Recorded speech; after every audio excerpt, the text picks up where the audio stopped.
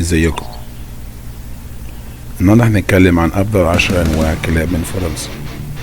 في تقريبا اكتر من 40 نوع كلب اصلهم من فرنسا، ولكن النهارده هنستعرض معاكم انواع العشر المفضله منهم. رقم 1، الفرنش ماستيف. كلب ضخم جدا ولكن طبعه هادي كعادة الكلاب الماستيف. لونه جميل جدا ومميز وبيستخدم في الحراسة. بيعتبر من أندر أنواع الماستيف في العالم. بيتميز بلونه البني المحمر وعينه الزرقاء. سلوكه مش عدواني ولكن ممكن يبقى عدواني. طاقته قليلة جدا ومش بيحتاج تدريب كتير.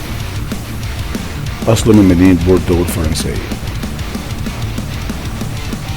رقم 2، الباسيت هاوند.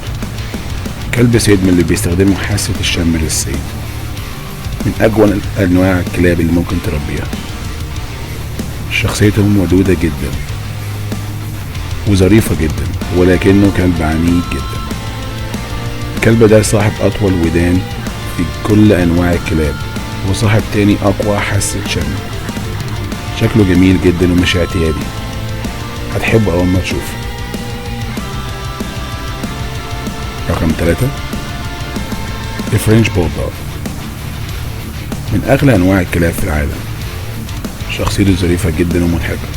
شكله مميز. بيستخدم لأغراض الدعم النفسي للأشخاص اللي عندها رهاب اجتماعي أو قلق نفسي. رقم 4، بريتني.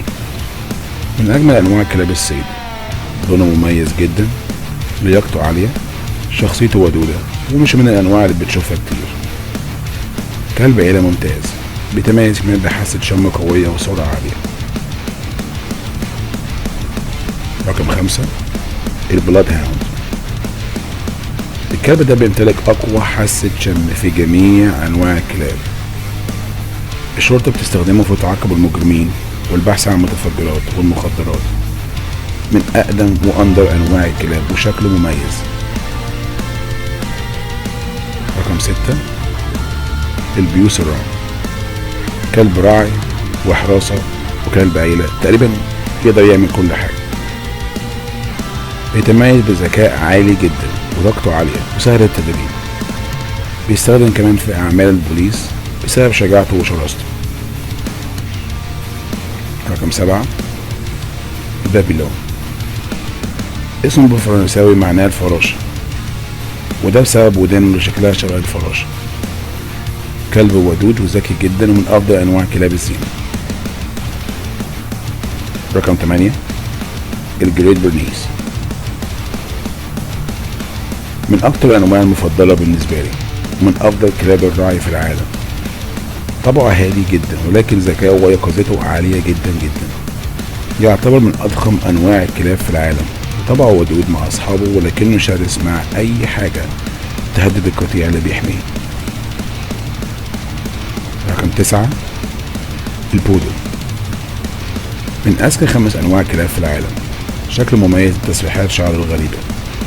أميز حاجة في الكلب ده إن الناس اللي عندها حساسية من الكلاب ممكن تعمل معاه عادي جدا، لأن شعرته غير أي نوع كلب تاني مش بتسبب الحساسية للإنسان. رقم 10، البيشاو فريزي. من أشهر أنواع الكلاب الزينة. ذكي جدا، بيحب الأطفال جدا، شكله جميل ومميز ومتقدرش تشوفه ومتبقاش عايز تلعب معاه لأنه بيشبه اللعب. شخصيته ودودة جدا وبيحب اللعب ومناسب للعائلات.